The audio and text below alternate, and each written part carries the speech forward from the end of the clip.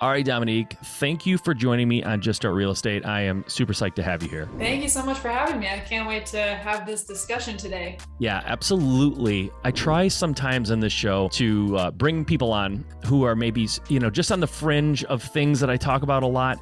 But with you, we're going to be right in the heart of what the listeners are into, what they're thinking about. And not that what you're doing is basic, but, flipping, wholesaling, that kind of thing. That's the stuff I love talking about. And there's an extra wrinkle with you in that you don't invest in your backyard, so to speak. You're investing out of state. So I always love just quizzing people about that because I find it fascinating how some people can do that and it's very natural and very great. And other people try and crash and burn. And so we'll get into all that. But let's give the listeners an idea of who you are, where you come from, anything you did before real estate, and just sort of give them some background. Yeah, absolutely. So I am currently 24. I have been investing in real estate since I was able to work.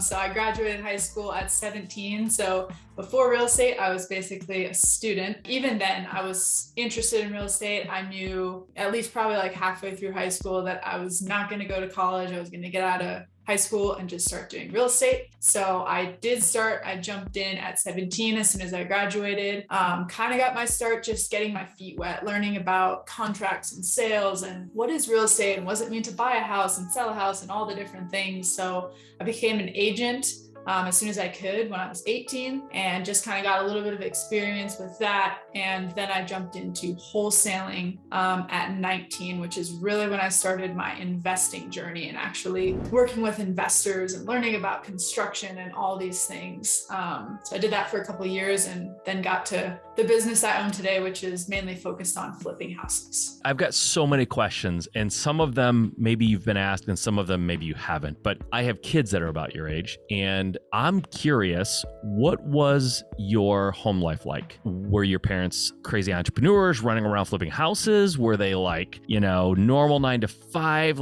How did you even get this in your head to do real estate? Where did it come from? It's a really good question. It is kind of out there. Didn't know any other kids my age that were taking this path. So yeah, my home life was really good. I mean, I was raised in California, Los Angeles, very wealthy area. My particular family was not very wealthy. We were kind of in this bubble, but just always struggled to stay in it, never really fit in it. So I think to your question, it was actually probably just the opposite.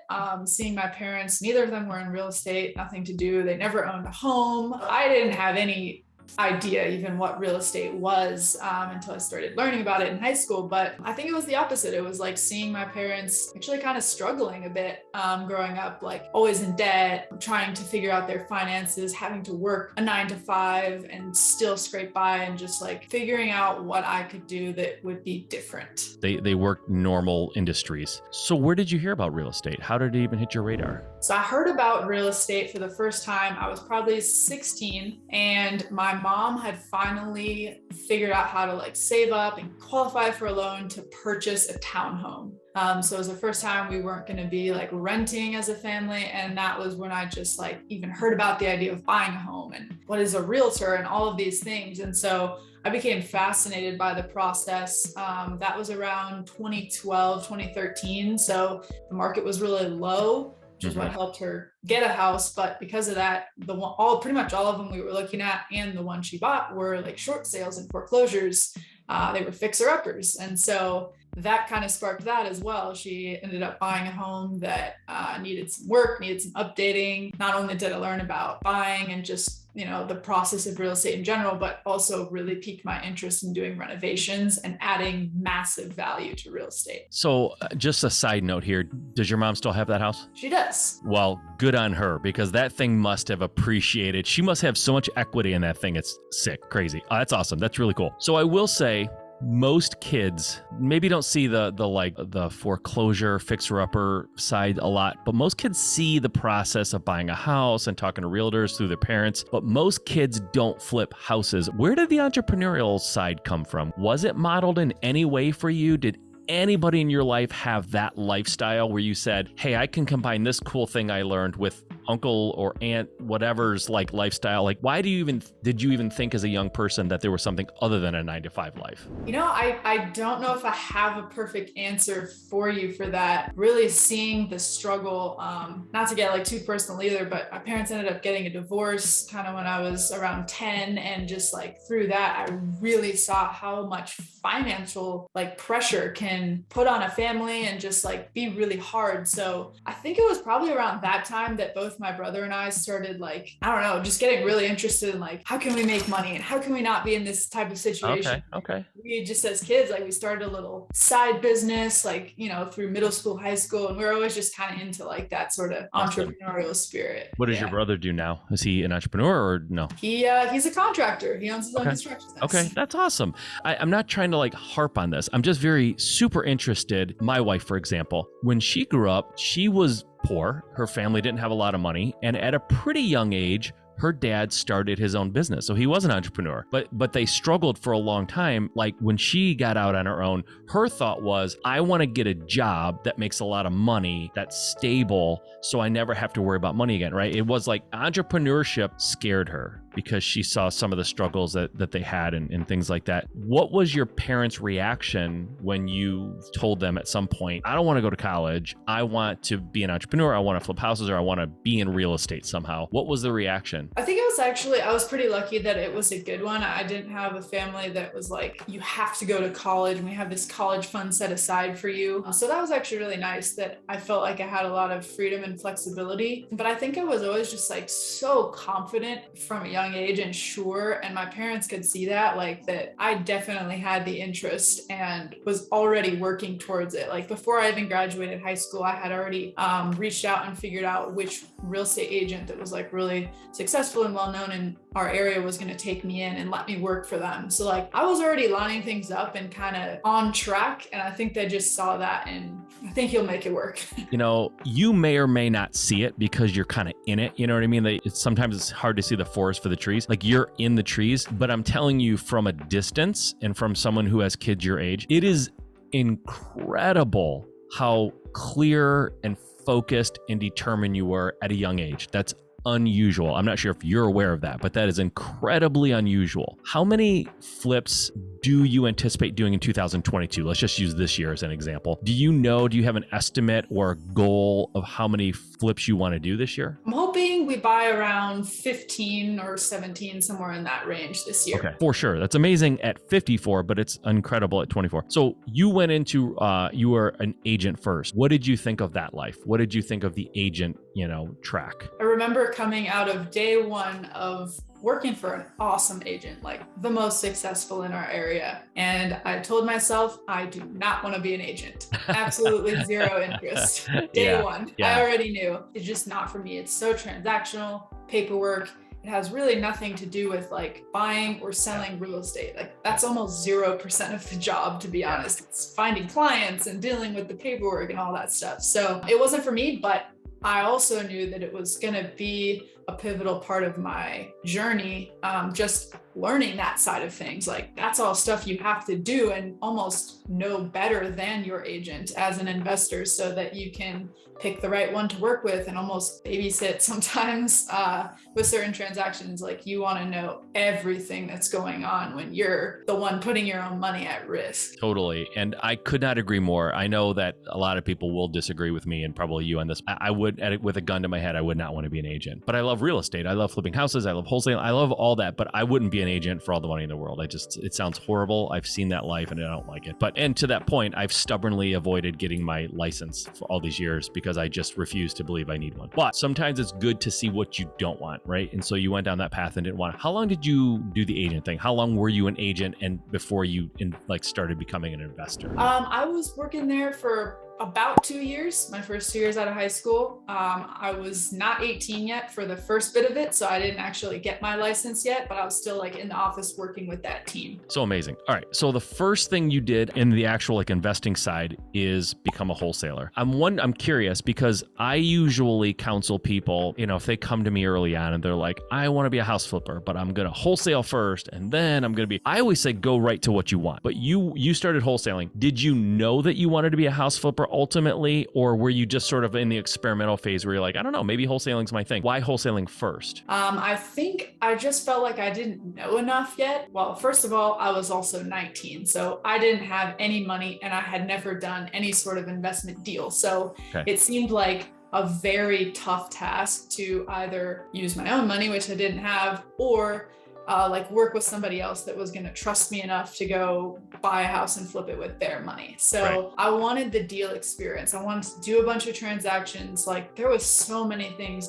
I was an agent, but there's so many things I didn't know just from like the buyer or seller like standpoint of just going through an escrow or title search, like all the things that happen detail oriented wise from being an investor. So I wanted to learn all of that. And then I wanted to, have my own money. I didn't necessarily want to have to depend on other people all the time, especially because I was super young. That was probably like my hardest thing starting out is people immediately don't trust you or they don't think you know what you're doing because how could a 19-year-old know what to do with flipping a house? Looking back in hindsight, would you have wholesaled first again, or would you have gone straight to flipping? I would have wholesaled first again. Okay. So when you started doing that, were you in Colorado Springs at the time, or were you still in LA, or where were you? I was still in LA. Yeah. Okay. I wholesaled in Los Angeles. Okay. So you wholesaled in Los Angeles. Now, how competitive is that? It seems like a very busy, competitive market. Yeah, definitely. It was a very competitive market. Will say I happened to be, the years that it fell in my lap that I was doing this happened to be really, really good years in real estate. It's like 16, 17, 18, somewhere around there.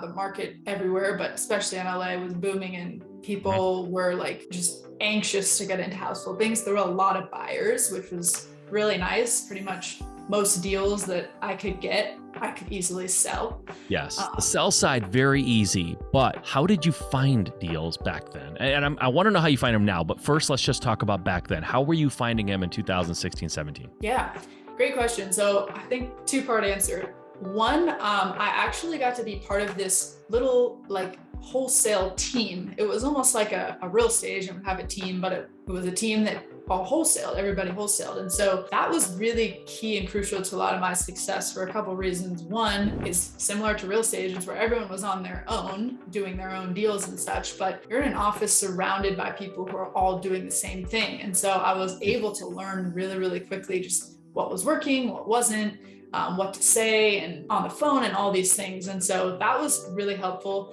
The other thing that was helpful is I was able to do like JV deals with people a lot, work together on certain deals and contracts and like split the fee. So that was also super helpful. So that was part of it, is working with a small team of people. The other part of it was just getting like creative and trying everything and seeing what worked. I did surprisingly a decent amount of deals, either just like from the MLS or with real estate agents. Really? Building that network up. I did a couple direct to seller through like mailing campaigns, cold calling for sale by owners, stuff like that. I think those were probably the main two categories that I got most of my deals from, were like the agent MLS stuff and then direct to seller. So the direct to seller, you mentioned cold calling and mail. What worked the best for you direct to seller? What was the channel that was most fruitful? Which ones worked the best? I did a couple with for sale by owners, which was really good. Those weren't terribly difficult, to be honest, to actually get under contract. As far as the mail goes, I never really did like huge mailing campaigns, but I did get some deals that worked really well. Just writing like quote unquote handwritten letters that look handwritten and being very targeted. So like every time I was like out looking at a property or just driving through different neighborhoods, like I would pay very specific attention to everything I passed by, make a little like driving for dollars list. And those were the ones that I would target. And like I had certain people that bought their house or got their deal that said like, nobody has ever just sent me like a nice little letter like this, like handwritten, had my name, my address on it, like decided to call you. So that worked pretty well too. That's awesome. Okay, so you were wholesaling in LA. How do you go from wholesaling in LA to flipping in Louisiana, New Orleans, and living in Colorado? Yeah, good question. So the transition from Los Angeles to New Orleans was basically one of affordability for me. Once I had done probably in the range of 40 or 45 wholesale transaction deals in about a year and a half that I was doing that. Hold on a minute now. You did 40 or 50, you said? Mm-hmm. Wholesale deals in a year and a half. That's incredible. First of all, in LA. Second of all, for someone who's starting out, it's amazing. Like, that's awesome. Like, congratulations. First of all, that's great. I know you're past it, but good job. All right. Yeah. So go ahead. I'm sorry. Affordability, you did 40 or 50 deals. Just saved up a lot, you know, still like living at home at that point, having a good time. Like I was making good money, but I was able to save a lot. And so I had saved up this chunk of money that I was going to invest with. And at that point it became, I had done enough deals, I had the experience, I was ready to flip, follow my passion. And I was like, well, I can do it in LA, the market I already know, where I already have my network, but that's probably just enough for like a down payment on the purchase plus the reno. Like I'm gonna need to bring in hard money, I'm gonna have to get investors involved, or I can take what I have and go to a different market where I can pay for the reno, the purchase, any fees, costs, whatever, all with what I've saved up. I don't have to risk, you know, owing somebody a lot of money if anything goes wrong. Like I'm ready to take this risk. And so I decided to pick a market that was cheaper and more affordable for me to start out on my own. And I chose New Orleans mainly because that's where my dad lived. And it was an easy place for me to go visit, have someone trusted on the ground, and really get a feel for the good neighborhoods, the bad, where to invest, how much to spend, all of that. So is your dad your boots on the ground? Is that what does he go and look at houses for you, or no? He did at the beginning when we started out. He and I actually ended up doing a couple of the first deals together. But now he and I kind of do different things. He has some rental properties and stuff that he works on, but no longer is he my boots on the ground. Okay. All right. So I'm following you logically. You're in LA. Prices are crazy. I get it. So you move your operations to New Orleans. You change your model to flipping, which, by the way, that's like not nothing. Like wholesaling, you don't have to fix houses. Fixing houses that's a huge change. So you change your market, you change your model. Why do you not just go to New Orleans? Why don't you just live there if that's where you want to flip? Honestly, it just came down to like preference. At the time, I just recently moved to Colorado, by the way. So pretty much all of this time that we're talking about, I was living in Los Angeles and just grew up at the beach, loved the area. I just didn't want to, move my life. So I guess it was a preference thing. So you just decided, because it sounds like you love LA. So yes.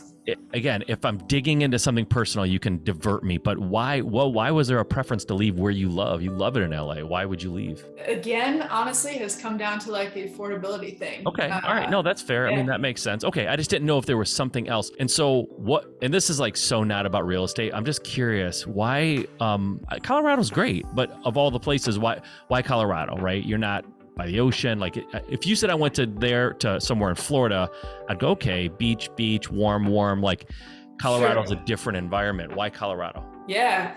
To not give you too long of an answer, my husband just recently got out of the military. And so when we were stationed, he was stationed, both of us were in LA. He wasn't quite sure yet if he was going to get out. And we were looking at other options of where the military could take him. Colorado Springs is a huge military presence. So it was kind of like one of the top on our list. And then we ended up just deciding to go forward with the move. Even once he got out, we just really liked the area. Okay, that makes sense. So now you're flipping in New Orleans. You were living in LA. Now you're living in Colorado. I get that. What were your biggest challenges going from wholesaling to flipping? The biggest one for sure was building my team. And I think even today, even though I have my team and it's super, super solid, if anything ever happened with my team, like that is where my success lies, my team on the ground. When you're not there and you have a very active versus passive business going on and you can't be there to just jump in if somebody changes their mind about working for you.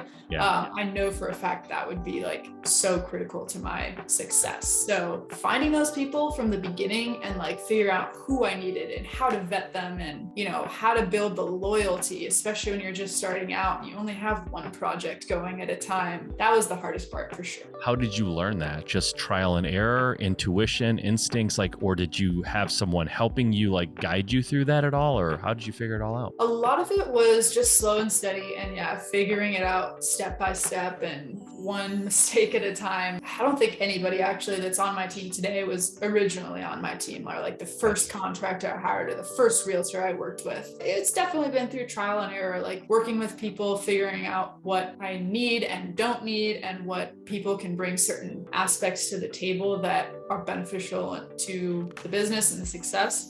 So yeah, I would say that's the biggest one, has been trial and error. So speaking of contractors, now I want to get kind of like real a little bit here, okay? Your dad was your boots on the ground. I assumed he interfaced with contractors on some level, like at least went there, made sure they're doing what they're supposed to be doing. Okay, so I flipped some houses with my daughter, who at the time was about your age now. Did you have to deal... Well, let me put it this way. One of the things that my daughter had to deal with when she was, and they were her houses, I was only helping her. They were her houses. When the contractors saw me, whenever they had a question, concern, complaint, anything that they wanted to discuss, they came straight to me. Even though I made it clear this is her house, it's her flip, you work for her, they constantly tried to go around her, and they would make comments that I don't think they meant to be offensive, but it was just sort of like, hey kiddo, when they're talking to her, and they would call me directly, even though I said, don't call me, call her. Talk to me about what your experience was like dealing with contractors as a younger female. Yeah, it's a really good question. Not even contractors, just building a business, being a business person, young, kind of don't really match the part of someone who would be flipping houses. Yeah, totally an issue that comes up. I would say at the very, very start, I didn't have to deal with it a ton because my dad was being that boots on the ground person, and we were kind of partnered on the deals. Yeah. I was pretty much like funding everything and kind of the oversight, and he was like the one on the ground dealing with a lot of that stuff. Gotcha. So for the first couple flips, I didn't really deal with it. But once we started parting ways and I had to build my own team and everything, I haven't dealt with it in too crazy of a way, but I definitely know what you're talking about. For me, one of the biggest ways to work around it has been the people that I chose to work with, not to like put myself on a pedestal or anything, but I sort of chose a team that I felt like I could lead well. Like I could be seen as the leader. So a lot of people were like kind of just starting out their business, like my contractor, for example. I found somebody who was really eager, motivated to do a bunch of renovations and manage a bunch of people's projects. But at the time he was kind of like doing like a bathroom here and a kitchen there and things like that. Like he was looking for that next step and I was looking for him. And so it was someone where it was like, hey, you are looking for my business. You're looking for this opportunity. So of course you're going to pick up my phone calls and you're going to treat me the right way and things like that. I have like another boots on the ground person that works for me. They're probably my main member on the team right now. It's like my eyes when I can't be there. Kind of the same thing with him. He was just getting started in real estate. He was trying to be a wholesaler. And that's how I met him. I actually bought his first wholesale deal from him. Same thing, like he was just getting started. He wanted to learn. He had a lot of questions. Like it was somebody that I could actually train or lead well, instead of the other way around, like the top contractor in the area who, why do they need me? I've kind of built loyalty a little bit in my team that way. I've helped lead them. They've helped lead me. And, now we're still working together. I think that's really, really, really smart. And, I think, again, just going back to my situation, my daughter, the contractor she was working with were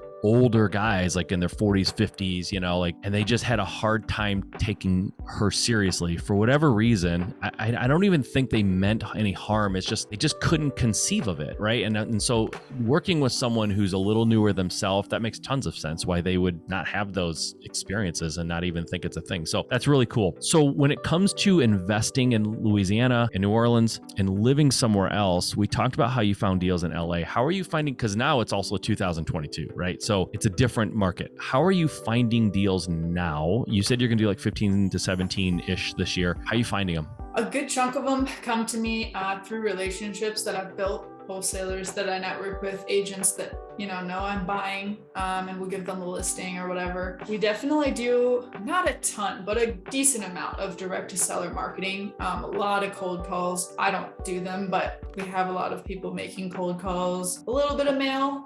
Again, very directed. If it's a like specific group of houses we want, we'll send like those handwritten letters. Gotcha. So I'd say that's about half of it, and then probably the other half recently has been buying from foreclosures. From the banks, or where are you finding the foreclosures? I've bought some from the banks. They're just like making making a typical offer, but also the auctions, foreclosure auctions. Oh, okay. You're going to auctions. Got it. Who's doing your cold calling? Is it like a company, or is it like offshore folks, or people like local to New Orleans? Definitely not a company or offshore. It's a little bit of a mixture. My husband kind of does some of our marketing side of things, doing like some calls and reaching out to sellers, and then groups of people who have just like reached out to me, want to get a start in real estate. They're local in the area, want to get started in wholesaling. They're looking for someone to, kind of help them along, but they have the time to put in. I definitely pour into some people like that who are, looking to get started and put in the work. And we've gotten quite a few deals from calls going out from people like that. That's amazing. What's the long-term goal here? And I don't necessarily want to pigeonhole you to a certain amount of years, but like not what you're going to do this year, next year, but like over the next 3 to 5-ish years, whatever, sometime in the future, what do you think your business might look like? Sometimes I ask people that and I know they don't necessarily have a plan. I guarantee you've thought about this. I could just tell by talking to you that you do have some sort of an idea, or maybe a very specific idea of what you want to be at that point. So what are you thinking? I think there's always room for new opportunities to pop up, and I don't know exactly, but as of right now, my goal would be to continue increasing volume in deals purchased every year in the New Orleans area. And I think once we pass like 15, like if that's our goal this year, if we start surpassing that, I don't really need to flip and sell like just as an income that I live off of that many houses per year. Like that's a lot. I would say to start keeping some, start refinancing out and keeping rentals. If we buy 20 or 25 a year, like I'm going to keep 10 or 15 of them and just flip some of them and start building up rentals and some passive income. Got it. What is the biggest hurdle of flipping remotely? Probably just issues that come up that I could better deal with if I was there, or having to delegate. That's part of the job that I love. I love the freedom and flexibility that I'm not the one there on the ground every day. But it probably also causes the most difficulty, just even like in little details, like if we're getting permits, and if I specifically, as the owner, the one on paper, went to the permit office, I could probably get things passed the same day. Whereas we might have to wait 2 weeks because I'm sending people on my behalf that don't know exactly what to say or whatever. So I'd say it's just a little details of not being there. How are you financing your flips now? Are you using your own money? I know you mentioned hesitation of borrowing in the past. Are you borrowing now? Hard money, private money? What are you doing now? Yeah, now everything is funded with a combination of private money and my own funds on every deal. So I actually have yet to use hard money. But yeah, at this point, now that I've kind of got the deal experience, I have a lot of people that want to invest with me and have invested with me and had a really good experience. So it's just been those relationships that I've built and continued to build, people who just want to keep rolling their money into the next deal and the next. That's so cool. Do you have any, because I know you're in a more affordable area now as far as like house prices. Is there any temptation to flip in Colorado, or are you just like, no? Yeah, definitely. I see a lot of opportunity here, and I definitely don't see myself stopping the operation in Louisiana because it's built up and it's running now perfectly. Yeah. But I could totally see doing a couple a year or something out here just to test the waters and see how it goes. That's so cool.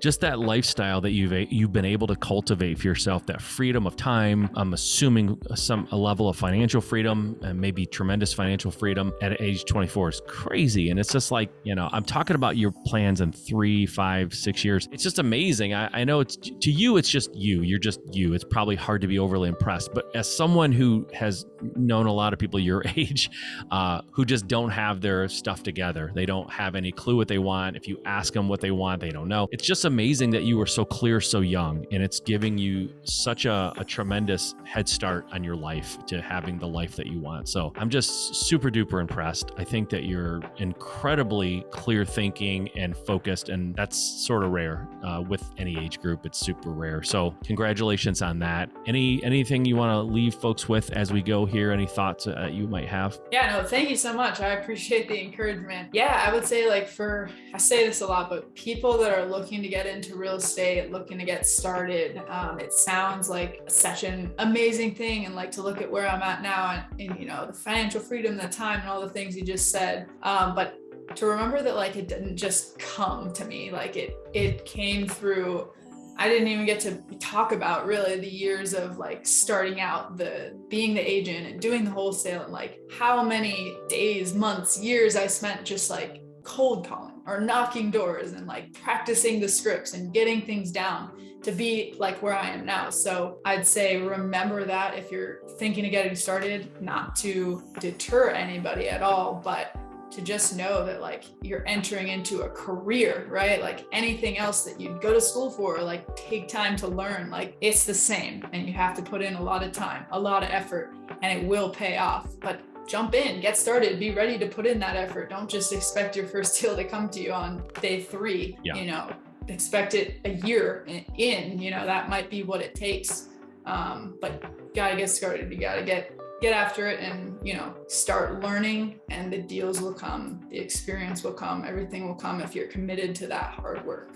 How old were you when you got your very first wholesale deal, when you did your first deal? How old were you then? Were you 20 yet? I was 19. Just to recap, everyone listening, and I've talked to so many people that really have nothing but excuses of why they haven't gotten started, why they haven't had any success. 19, living in LA, one of the more competitive, crazy markets that there is, did a wholesale deal. It's like, there's really no excuse. I'm with you. It's not complex. It's fairly simple, but it's not easy. And it takes work. It takes hard work. It takes dedication. You have to keep going. You have to keep grinding. Like you said, you were knocking doors and cold calling. But the fact of the matter is, when most people are at a time in their life where they're thinking about where is the next party and just blowing off time playing Xbox, whatever. Like, you were learning this craft and doing your first deal. Absolutely amazing. And I love talking to people like you who make it so easy for people like me to blow all of the excuses out of the water. And I just point to someone like you and go, right there.